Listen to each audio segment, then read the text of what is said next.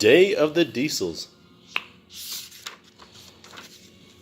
One beautiful morning on the island of Sodor, Thomas and Percy were enjoying a ride in the country.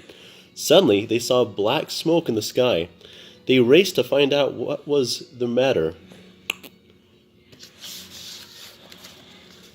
An old farm shed was on fire.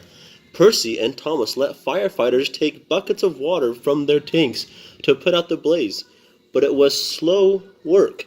Luckily, a new engine named Belle arrived. She shot water from 2 spouts on her tanks. The flames fizzled out. Back at the Steamworks, everyone cheered for Belle.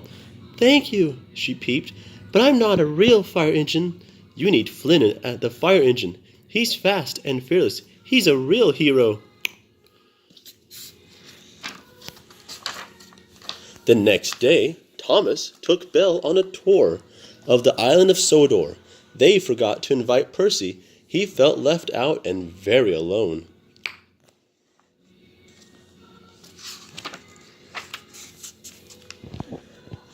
Diesel oiled up next to Percy.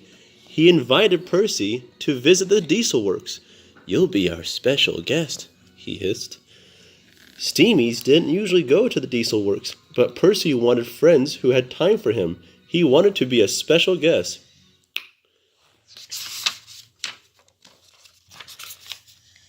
Percy enjoyed his visit. All the Diesels were very friendly, but the building was dingy, old, and dirty. They didn't even have a crane. "You need a new Diesel Works," Percy said to Diesel 10. "I will ask Thomas to tell Sir Top Hat. He always listens to Thomas." Diesel 10 liked this idea.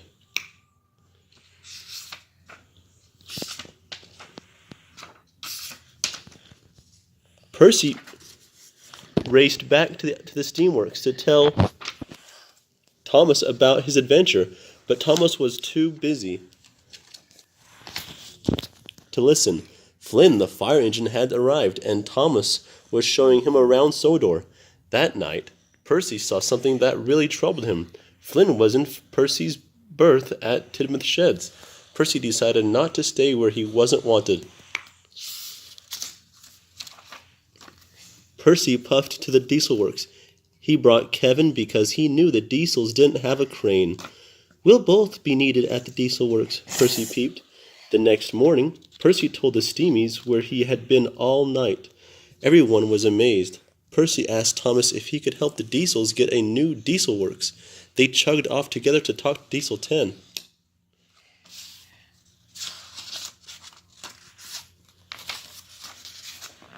But Diesel 10 no longer wanted Thomas's help. "We're going to take over the Steamworks," said Diesel 10. "We want you to lead us, Percy." Percy felt grander than Gordon. Move your hand, please. He and the Diesels rolled away, leaving behind a very angry Thomas. But when they reached the Steamworks, the Diesels wouldn't listen to Percy. "The Steamworks is ours," Diesel 10 roared, "and we're not giving it back." To make matters worse, Percy discovered that Thomas was being held prisoner at the Diesel Works.